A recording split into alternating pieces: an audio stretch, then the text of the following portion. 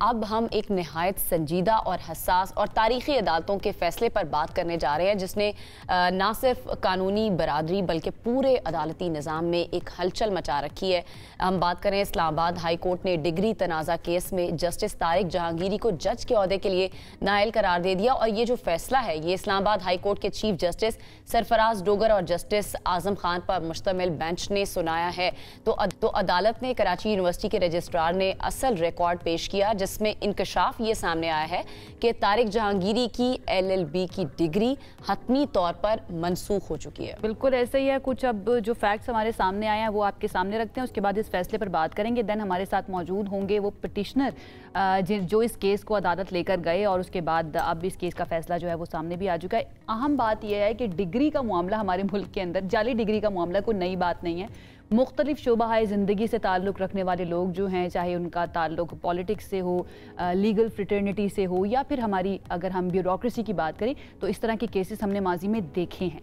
लेकिन एक आला ओहदे के जज का इस तरह से उनकी डिग्री के ऊपर बात किया जाना और उसके बाद अदालती फ़ैसला आना उनके खिलाफ कि उनको हटा दिया जाए, डेफिनेटली बहुत बड़े सवालात जो है ना इससे खड़े हो जाते हैं। हमारे साथ इस वक्त मौजूद हैं वो पिटिशनर, और आप सब उनको जानते हैं, बड़े बड़े केसेस का करवा चुके हैं और मोस्टली उनकी जो फेम है, वजह शोहरत जो है ना, thank you so much for this word, वजह शोहरत जो है ना वो ये है कि वो जुडिशल अकाउंटेबिलिटी की बहुत बात करते हैं, ह्यूमन राइट्स के लिए बहुत ज़्यादा काम करते हैं। तो आज हमने बुलाया है मियां दाऊद साहब को, हमारे साथ इस वक्त स्टूडियोज में मौजूद है, उनको वेलकम करते हैं। अस्सलाम वालेकुम। वालेकुम सलाम बेटा, कैसे हैं आप? खैरियत बेटे, thank you so much join करने के लिए। सबसे पहले तो मियां साहब मुझे इस केस के बारे में डेफिनेटली हमने एज अ व्यूवर उसको देखा है, एज अ शहरी ऑफ पाकिस्तान उसको देखा है, आपने एज अ पिटिशनर उसको देखा है, थोड़ा सा एक्सप्लेन कीजिएगा इसका बैकग्राउंड। इसका बैकग्राउंड ये है कि 2024 के अंदर सोशल मीडिया के ऊपर और मीडिया के अंदर ये बात रिपोर्ट होना शुरू हुई कि इस्लामाबाद हाई कोर्ट के एक जज साहब हैं, उनकी जो LLB पार्ट 1 और LLB पार्ट 2 जो है वो बोगस हैं, उनके ऊपर इल्ज़ाम लगना शुरू हुआ। और उससे रिलेटेड फिर कराची यूनिवर्सिटी का एक लेटर आया, उसमें ये बताया गया कि इनकी जो डिग्रीज़ जो हैं वो इनवैलिड कर दी गई हैं। उसके बाद गवर्नमेंट इस्लामिया कॉलेज जो हैं कराची के, उनका एक लेटर आया कि ये तो कभी तारिक महमूद नाम का शख्स जो है वो तो कभी इस्लामिया कॉलेज का स्टूडेंट ही नहीं रहा, इनके LLB करने के लिए आपको रेगुलर स्टूडेंट होना लाजमी है। ये सारे फैक्ट्स जो हैं वो फिर 6 जुलाई को डॉन अखबार के अंदर रिपोर्ट हुए। सो कंसीडरिंग कि डॉन एक मोतबर अदारा है और उसके जो वो रिपोर्टर हैं वो भी कोर्ट रिपोर्टिंग करते हैं, असद मलिक साहब, और वो भी हमेशा फैक्चुअली करेक्ट न्यूज़ जो है वो देते हैं। उसकी बुनियाद के ऊपर वही जो डॉक्यूमेंट्स जो हैं वो उनसे वेरीफाई लिए और लेने के बाद हमने रिट ऑफ को वारंटो जो है वो इस्लामाबाद हाई कोर्ट में फ़ाइल कर दी। ठीक है। रिट ऑफ को वारंटो ये होती है कि जिस जगह के ऊपर, जिस इलाके के अंदर, जिस दायरा हाई कोर्ट के जिस दायरा इख्तियार के अंदर जो शख्स पब्लिक ऑफिस होल्ड कर रहा होता है, तो आपने उस दायरा इख्तियार के अंदर ही अपनी रिट जो है वो फाइल करनी होती है को वारंटो की। तो उस हिसाब से आइनी तौर के ऊपर हम सिर्फ इस्लामाबाद हाई कोर्ट में ही ये दायर कर सकते थे, वो हमने दायर की। रिट ऑफ को वारंटो ये होती है कि ये आइन के आर्टिकल 199 के तहत वाहद फोरम है जिसके अंदर आप डिटेल स्क्रूटनी कर सकते हैं। ठीक है। ईच एंड एवरी फैक्ट जो है वो काउंटर किया जा सकता है। उसकी हमने अदालत से प्रेयर भी यही करनी होती है रिट ऑफ को वारंटो के अंदर, इस बात की इंक्वायरी की जाए और पूछा जाए कि जो मुतल्लिका पब्लिक ऑफिस होल्डर है, जैसे मौजूद जज साहब थे, ये किस कानून और क्वालिफिकेशन के तहत ये ओहदा रख रहे हैं। पिटिशनर का सिर्फ इतना ही काम होता है, उससे अगला काम जो है वो अदालत और रिस्पोंडेंट के दरमियान शुरू हो जाता है। ठीक है। अच्छा, एक इंडिपेंडेंट पिटिशनर जो है वो क्या अदालत ही जा सकता है, ये मैं अपने नॉलेज के लिए पूछ रही हूँ, या फिर सुप्रीम जुडिशल काउंसिल भी जा सकता है इस तरह के केसेस को लेके? क्योंकि जहाँ पर जजेस के कंडक्ट का मामला, बिहेवियर का मामला आता है, तो आई बिलीव कि वो सुप्रीम जुडिशल काउंसिल में ही उसको डील किया जाता है। इसके बारे में थोड़ा सा बताइए। सुप्रीम जुडिशल काउंसिल की जो फोरम है वो हमने तब एजिटेट करना है जब एक शख्स ने बतौर जज हलफ उठाया और हलफ उठाने के बाद किसी किस्म की कोई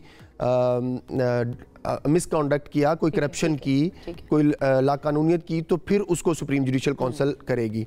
लेकिन अगर उसके जज बनने से पहले के कुछ वाकयात हैं, एलिजिबिलिटी है, क्वालिफिकेशन है, प्रोसेस है उनकी अपॉइंटमेंट का, तो फिर वो कोवरंटो में डिस्कस होगा। ये क्लियर बात है।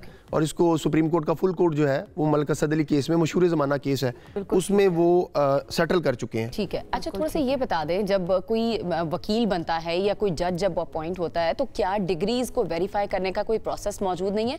उस वक्त क्यों नहीं पता चल सका? क्योंकि एक 5 साल का एक टाइम पीरियड है जब से वो हाई कोर्ट के जज हैं, तो वो जो 5 साल में फैसले होते रहे, फिर उन फैसलों का क्या इम्पैक्ट होगा? उन फैसलों को तो कानूनी तहफ़्फ़ुज़ हासिल है, ठीक है, लेकिन ये प्रोसेस की कमज़ोरी, मिली भगत या कह के इसको आप कोई भी नाम देते, इसका फ़ायदा उठा के ही इस तरह के लोग जो हैं वो बड़े ओहदों पर पहुंचते हैं। हम अक्सर इस तरह के वाक़यात अपनी वकला कम्युनिटी में देखते रहते हैं कि बड़ा ही एक सीनियर वकील होता है, उसके लातादाद उसने केसेस किए होते हैं, अचानक पता चलता है उसके खिलाफ कोई कंप्लेंट आती है, अचानक पता चलता है कि इसकी डिग्री का जो फेक है, जब उसकी इंक्वायरी होती है तो वो 40 साल बाद, 50 साल बाद, 60 साल बाद भी उसको कर दिया जाता है। ये जो इंस्टीट्यूशनल नेग्लिजेंस इसको हम कह सकते हैं, इसमें कौन कौन से इदारे फिर ऐसे हैं जिनसे पूछताछ होनी चाहिए या फिर उनको कानून के दायरे में लाना चाहिए कि भाई एक इस्लामाबाद हाई कोर्ट का जज जिनकी डिग्री जाली है वो कैसे बैठकर लोगों की ज़िंदगियों के फैसले कर सकता है? अनफॉर्चुनेट है ये।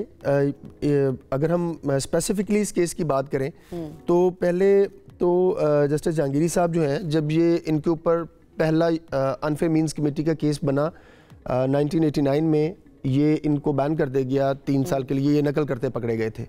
उसके बाद इन्होंने क्या किया, अपना नाम, चूंकि ये बैन हो गए थे तो उन्होंने अपना नाम बदल कर और एनरोलमेंट नंबर जो है यूनिवर्सिटी का वो बदल के LLB पार्ट 1 का रिजल्ट कार्ड जो है वो कहीं से यूनिवर्सिटी की मिली भगत से मैनेज किया। अच्छा। असल फ्रॉड और जो आप कह रही हैं ना इंस्टीट्यूशनल नेग्लिजेंस, वो यूनिवर्सिटी के लेवल से शुरू हुई। तो यूनिवर्सिटी के खिलाफ भी फिर अब कार्रवाई हो सकती है? होनी चाहिए। उस वक्त जो 1989 में जो लोग थे इस सारे इशू में मुलव्वस है, उनके खिलाफ कार्रवाई होनी चाहिए। इस फैसले के अंदर फिर ऐसा कुछ कोई टर्म एक्सपेक्ट है, आना चाहिए, बिल्कुल आना चाहिए। अगर ना भी आए, शामिल था ये कि इन इदारों के खिलाफ भी कुछ ना कुछ होना चाहिए। रिट ऑफ को वारंटो में आप ना स्पेसिफिक आइन के दायरे में रहकर प्रेयर कर सकते हैं कि आप जो रिस्पोंडेंट हैं, जैसे जस्टिस जहांगीरी साहब से मैंने पूछा कि आप इनसे पूछें कि ये किस कानून और क्वालिफिकेशन के तहत जज बने। आइन के अंदर क्वालिफिकेशन क्या है जज बनाने की, कि हाईकोर्ट का जज बनने के लिए वकील होना लाजमी है और उसकी सर्टन ईयर्स की प्रैक्टिस जो होना है वो लाजमी है। तो हमने क्वेश्चन ये रेज किया था कि इनके LLB पार्ट 1 और पार्ट 2 जो है वो बोगस है, the very foundation is bogus. तो कानून ये कहता है कि उस फाउंडेशन के ऊपर आप जितना मर्जी सुपर स्ट्रक्चर खड़ा कर लें वो गैर कानूनी होगा। थोड़ा सा इसको ह्यूमनाइज अगर मैं करने की कोशिश करूं, मैं अगर अपने आप को मिसाल के तौर पर रखूं, मैं कोई केस लेकर अदालत गई हूं, वहां पर जस्टिस जहांगीरी साहब ने मेरा ये केस सुना और मेरे खिलाफ फैसला आ गया और अब मुझे पता चलता है कि उनकी तो डिग्री जाली थी, वो तो जज थे ही नहीं, तो मैं तो ये चाहूंगी ना कि मेरा केस दोबारा से सुना जाए। क्या इस तरह से आप ऐसा कुछ होता हुआ देख रहे हैं इन फ्यूचर के लोग जो थे जिनके खिलाफ फैसले आए वो लेकर आ सकते हैं दोबारा से केस खुले? नहीं, हमारे आइन में और आज तक जितने भी आला अदलिया ने इस इशू को जो इंटरप्रेट किया हुआ है वो ये किया हुआ है कि जब किसी जज इस तरह के किसी इल्ज़ाम के तहत, चाहे वो सुप्रीम जुडिशल काउंसिल से या रिट ऑफ को वारंटो में निकल जाए, तो जो उनके फैसले हैं उनको तहफ़्फ़ुज़ हासिल होता है, वो बरकरार रहेंगे, उनको किसी किस्म का नहीं है। आपकी राय में जानना अनफेयर ऑन मॉरल साइड के ऊपर है। देखें, फ़र्ज़ कर लें कि जहांगीरी साहब ने अब किसी के मर्डर केस का फैसला किया था और उनके मुलज़िम को बरी कर दिया था, तो आज तो उनके घर के अंदर दूसरी दफा सफ़े मातम बिछेगी कि इसने, ये तो खुद जाली डिग्री वाला था और इसने 2 नंबर इसका फैसला जो है वो कर दिया। ये मॉरल साइड के ऊपर ये बात दुरुस्त है। अच्छा, इम्पैक्ट तो इसका देखें ना नेशनली नहीं होता, इंटरनेशनली इम्पैक्ट जाता है। हमारी जुडिशरी के ऊपर सवालात आते हैं। हमें याद है कि कुछ अर्सा पहले जब वजीर हवाबाजी ने पायलट्स की डिग्री के हवाले से बयान दे दिया था, वो पाकिस्तान के लिए बहुत ज़्यादा भारी साबित हुआ था। अब ये जो केस सामने आया है, ठीक है, ये उससे डिफरेंट इसलिए भी है क्योंकि ये कोर्ट का वर्डिक्ट यहाँ पर आ गया। तो हमारी जो जुडिशरी की इंटरनेशनली रैंकिंग है वो कितनी इम्पैक्ट होगी या उस पर कितना असर होगा इसके बाद? बहुत ज़्यादा इम्पैक्ट होगी। ये नहीं कि मैं केस जीत गया, लेकिन being a Pakistani, being a student of law, ये मेरे लिए एक अफसोसनाक दिन है कि हमारी अदलिया जो पहले ही बहुत ज़्यादा अंडर क्रिटिसिज्म होती है अपनी गलतियों की वजह से, अपने फैसलों की वजह से, अपनी पॉलिसीज़ की वजह से, किसी बैरूनी पॉलिसीज़ की वजह से नहीं, वो एक दफ़ा फिर पूरे पाकिस्तान में, शायद ये पूरे पाकिस्तान के पहले जज साहब होंगे, पूरी दुनिया के ये पहले जज साहब होंगे कि जज बनने के बाद जब पता चला कि इनकी तो डिग्री ही जाली थी। ये 40 साल से पूरे निज़ाम की कमज़ोरी का, खामी का, मिली भगत का, फ़ायदा उठाकर जो है वो यहाँ तक पहुँचा। तो ये अफसोसनाक दिन है, पूरी दुनिया के अंदर पाकिस्तान की जुडिशरी का जो है वो मजाक बनेगा। ये सिर्फ वाहिद केस है या मजीद भी कुछ लोगों के खिलाफ इंक्वायरी होगी या एक्सपेक्टेड है कि ऐसे और भी केसेस हो? देखें, असूली तौर के ऊपर ना होना तो ये चाहिए कि जो सुप्रीम कोर्ट के जिम्मेदारान हैं, अब आईनी अदालत बन गई है, तो एक जो फोरम है जजेस की तैनाती का, जुडिशल कमीशन ऑफ पाकिस्तान, उसको अज खुद ही अपने घर में बैठ के ये सारे मामलात जो हैं वो एक दफ़ा रीस्क्रूटनाइज कर लेने चाहिए। उस वक्त भी कर लेने चाहिए थे जब ये जहांगीर साहब वाला मामला आया।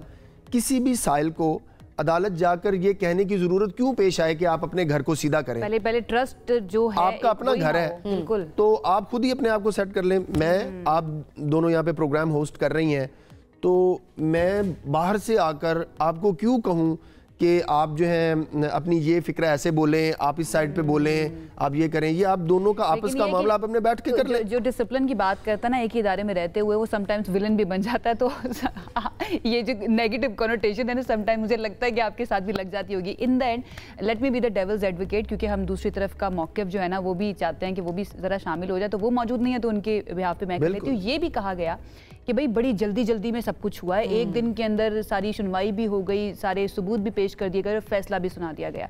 ये जस्टिस जहांगीरी साहब के वकला की तरफ से, और फिर मिसलीनियस जितनी भी पिटीशंस दायर की गई थी उन सबको रिजेक्ट कर दिया गया। इसके ऊपर आप क्या कहेंगे, बीइंग अ पिटिशनर? देखिए, जल्दबाजी वाला इसमें बिल्कुल कोई आंसर नहीं है, क्योंकि ये जो को वारंटों की पिटीशन जो है ये जुलाई 2024 में इस्लामाबाद हाई कोर्ट में आई। ठीक है। उसके बाद सितंबर के अंदर एक रेस्ट्रेनिंग ऑर्डर आया जिसमें जज साहब को जो है वो काम करने से रोक दिया गया था, और वो गलत रोका गया था। हमने सुप्रीम कोर्ट में खुद बीइंग पिटिशनर कहा कि ये जज साहब के साथ गलती हुई है, इनको नहीं रोका जाना चाहिए था। वो केस वापस रिमांड में आ गया सितंबर में। सो मीनिंग देयर बाय कि सितंबर में जस्टिस जहांगीरी साहब जो है पिटीशन का सारा रिकॉर्ड उठाकर, कानून सारा उठाकर सुप्रीम कोर्ट लेके गए। सो इसका मतलब ये हुआ कि उनके पास सारा रिकॉर्ड अवेलेबल था। ठीक है। उसके बाद, बल्कि उससे पहले जस्टिस जहांगीरी साहब ने जो यूनिवर्सिटी का सारा रिकॉर्ड है वो सारा साथ लगाकर सिंध हाई कोर्ट गए और वहां से जाकर स्टे लिया। इसका मतलब ये हुआ कि उनके पास सिंध जो कराची यूनिवर्सिटी का सारा रिकॉर्ड जो है वो भी अवेलेबल था। तो ये नहीं कहा जा सकता कि उनको रिकॉर्ड अवेलेबल नहीं था या उनको टाइम नहीं दिया गया। ठीक है। अभी जब अदालती कार्रवाई शुरू हुई तो पहले उनको नोटिस जारी हुआ, फिर वो अदालत में आए, अदालत में आकर जुबानी एक तकरीर करके, अपनी बात करके, अपने एतराज़ात जुबानी करके चले गए। अदालत ने उनको कहा कि आप अपना रिप्लाई जो है वो जमा करवाएं। रिप्लाई उन्होंने सिर्फ 2 चीजों का जमा करवाना था। पहले रिप्लाई कि ये LLB पार्ट 1 आपका है या नहीं, ठीक है, LLB पार्ट 2 आपका है या नहीं। इन दोनों पार्ट्स की बुनियाद के ऊपर आपने एक डिग्री हासिल किया है जो यूनिवर्सिटी तस्लीम करती है कि ये हमने ही जारी की है, ये डॉक्यूमेंट हमारा ही है, लेकिन जब हमने इसकी फाउंडेशन प्रूव की है तो वो बोगस है, क्रेडिबल नहीं है। इस बात का जवाब देना था। इससे ज्यादा जहांगीरी साहब ने जवाब नहीं देना था।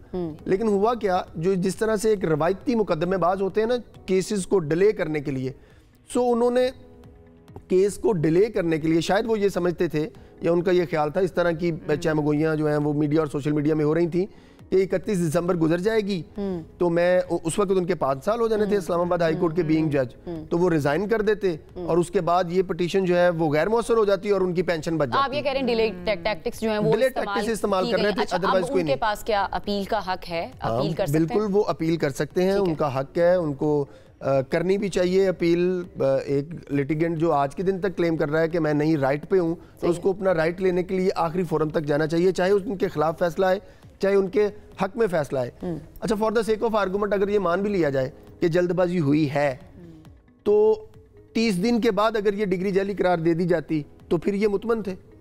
डिग्री तो फिर भी जाली है, LLB पार्ट 1 और पार्ट 2 तो फिर भी बोगस है। देखिए, LLB पार्ट 1 और पार्ट 2 को कोई आम शख्स, कोई आम पढ़ा लिखा लड़का लड़की शऊर रखने वाला इस तरह सामने रख के देखे ना, तो उसके अंदर 5 जो फ्रॉड्स है ना on the face of document जो है, कानून ये कहता है कि डॉक्यूमेंट कभी झूठ नहीं बोल सकता, वकील झूठ बोल सकता है, पार्टीज झूठ बोल सकती हैं, सर्कमस्टांसेस जो है वो झूठ बोल सकते हैं, लेकिन कानून कहता है डॉक्यूमेंट कभी गलत नहीं बोलता। उन डॉक्यूमेंट में क्या है, LLB पार्ट 1 के ऊपर नाम कुछ और लिखा हुआ है, ठीक है, और एनरोलमेंट नंबर कुछ और लिखा हुआ है, और गवर्नमेंट इस्लामिया कॉलेज जो है उसमें गवर्नमेंट प्रिंटेड है, इस्लामिया कॉलेज जो है वो हाथ से लिखा हुआ है। अब दूसरे फॉर्म के ऊपर क्या है, नाम मुख्तलफ है और एनरोलमेंट नंबर मुख्तलफ है, जो कि कानूनी तौर पर ऊपर एक ही होता है, और जो गवर्नमेंट इस्लामिया कॉलेज है वो सारा ही हाथ से लिखा है, लफ्ज गवर्नमेंट भी हाथ से लिखा हुआ है। तो ये on the face of it जो है रिकॉर्ड जो है वो डॉक्यूमेंट जो है फेक है। और गवर्नमेंट इस्लामिया कॉलेज कहते हैं कि ये हमारे कभी स्टूडेंट ही नहीं रहे। सो जब आप कभी रेगुलर स्टूडेंट ही नहीं थे तो आपने ये इनरोलमेंट फॉर्म ये मार्कशीट जो है वो कैसे तैयार कर सकते हैं? तमाम सबूत और गवाह जो है ना वो जस्टिस साहब के अगेंस्ट ही गवाहों को छोड़ें जी, मेरे पे इल्जाम हो सकता है कुछ गवाह जो है वो सकता है प्रेजुडिस हो सकता है, डॉक्यूमेंट तो नहीं किसी का सगा ना उसके ऊपर कोई इन्फ्लुएंस करता है, डॉक्यूमेंट इज डॉक्यूमेंट। बिल्कुल ठीक है, लेकिन हम बात ये कि अभी भी उनके पास ऑप्शन मौजूद है, वो दोबारा से पिटीशन दायर कर सकते हैं। बहुत बहुत शुक्रिया thank you so much join करने के लिए, बड़े अच्छे तरीके से आपने पूरा एक्सप्लेन किया, बल्कि हमें समझाया है। लीगल लैंग्वेज थोड़ी सी मुश्किल हो जाती है ना आम लोगों के लिए समझना, लेकिन आपने बहुत अच्छे तरीके से समझाया। जनाब ये एक मामला है, लेकिन अहम बात यह है कि माशरे के अंदर जब निज़ाम इंसाफ से एतबार उठ जाए तो बहुत बड़े सवालात खड़े हो जाते हैं और लगता है ऐसा कि कोई और कानूनी सुकम जो है ना वो पैदा ना हो जाए। लेट्स होप कि इस तरह की कार्रवाइयों के बाद निज़ाम इंसाफ पर हमारा एतबार बीइंग पाकिस्तानी शहरी मज़ीद बढ़ेगा, जो कि होना भी चाहिए, क्योंकि कहा जाता है कि एक जुल्म का मुआशरा चल सकता है, जहाँ पर नाइंसाफ़ी हो रही हो वो मुआशरा नहीं चल सकता।